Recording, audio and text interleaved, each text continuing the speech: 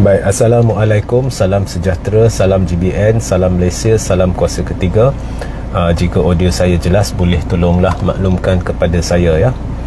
Jadi hari ini saya hendak memberi jangkaan atau ramalan saya, satu-satunya ramalan muktamad berhubung dengan PRN 6 negeri yang bakal berlangsung esok ya. Kita sudah nak sampai kepada PRN tersebut. Jadi pertama saya nak beritahu di sini bahawa saya boleh beri jaminan ya bahawa kemenangan dari sudut majoriti kerusi ya, bukan dari sudut pegangan negeri ya.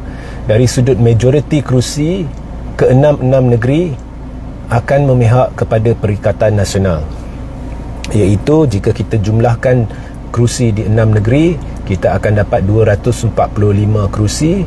Majoriti atau lebih separuh daripada kerusi itu akan dimiliki oleh Perikatan Nasional dengan mudah ya. Sekarang kalau kita campurkan Pakatan Harapan dan Barisan Nasional di ke-6 negeri,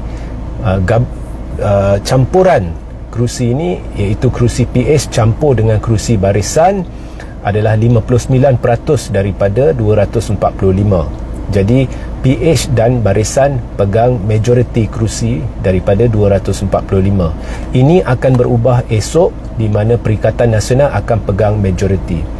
Di situ sahaja sudah berlaku referendum rakyat menentang gandingan Pakatan Harapan dan Barisan Nasional di bawah kepimpinan Datuk Seri Anwar Ibrahim bersama Datuk Seri Dr. Ahmad Zahid Hamidi. So referendum rakyat akan berlaku dan ini akan menunjukkan dengan jelas makin ramai menolak gandingan Anwar dengan Zahid. Okey, tetapi adakah ini akan diterjemahkan kepada lebih dari 3 negeri di bawah Perikatan Nasional? Okey, sekarang pun majoriti kerusi dipegang oleh PH campur BN, tetapi mereka hanya pegang 3 negeri. Jadi tidak mustahil esok PN memegang majoriti kerusi, tapi dia tetap hanya memegang 3 negeri. Untuk memegang lebih dari 3 negeri ya, sekarang Perikatan pegang Kedah, Kelantan dengan Terengganu. Untuk dia pegang Selangor dengan Negeri Sembilan tidak mustahil, tetapi ianya tertakluk kepada jumlah pengundi Melayu Islam yang keluar mengundi.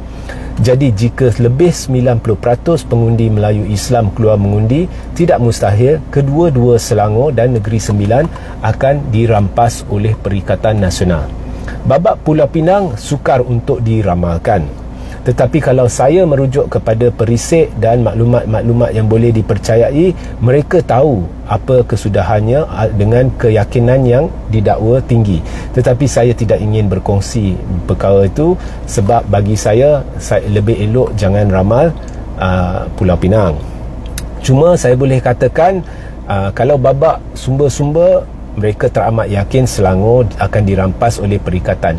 Bagi saya tidak akan membuat untuk tujuan muktamad ya, ramalan muktamad, saya tidak akan buat ramalan sedemikian. Cuma saya nak kata, jika lebih 90% Melayu Islam keluar mengundi, tidak mustahil Selangor, malah Negeri Sembilan boleh dirampas oleh Perikatan Nasional. Tapi rampas ke tak rampas, kemenangan akan berpihak kepada Perikatan Nasional dari sudut majoriti pegangan kerusi.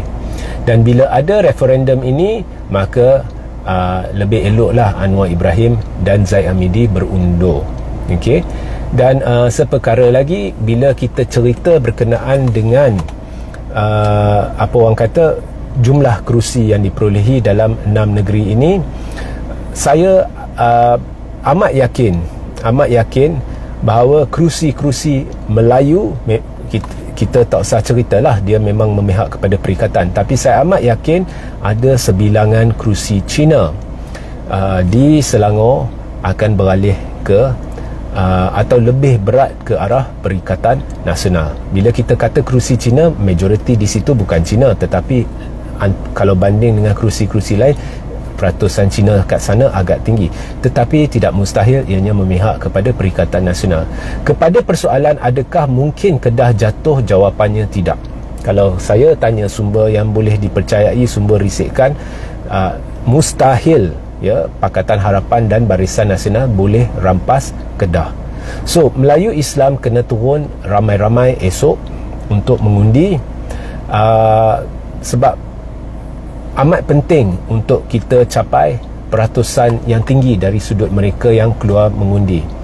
Inilah kerajaan yang zalim, inilah kerajaan yang memainkan isu 3R, tetapi menggunakan 3R sebagai senjata untuk menutup mulut pembangkang.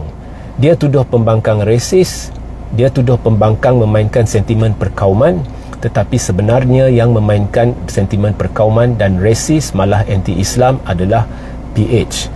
Buktinya ada banyak kenyataan, ada banyak ceramah-ceramah yang dibuat oleh pemimpin-pemimpin DAP yang hari ini saya katakan dengan jelas ya, anti-Islam dan resis bersempadankan Islamofobia. Malah di bawah gandengan PHBN ni bahang Islamofobia boleh dirasakan dengan jelas. Tetapi mereka menuding jari kepada pembangkang kononnya memainkan sentimen perkauman. Maknanya mereka sedang membuli pembangkang. Mereka timbulkan persepsi, mereka alihkan persepsi terhadap pembangkang.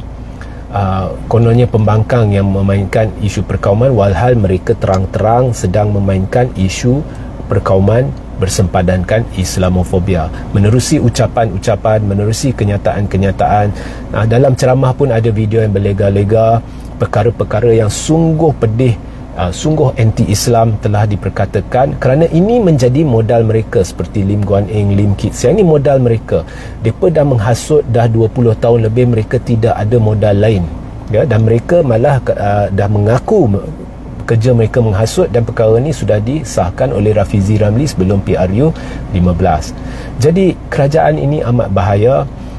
Janji-janji dicapati oleh Anwar, segala janji dalam manifesto PRU 15 dimungkiri, dan sekarang dia buat janji baru ya.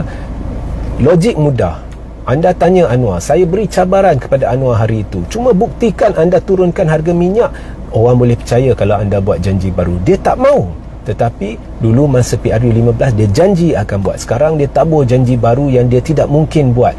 Kononnya kalau kemenangan berpihak kepada PH dan BN, dia akan noktahkan kemiskinan pada hujung tahun ini.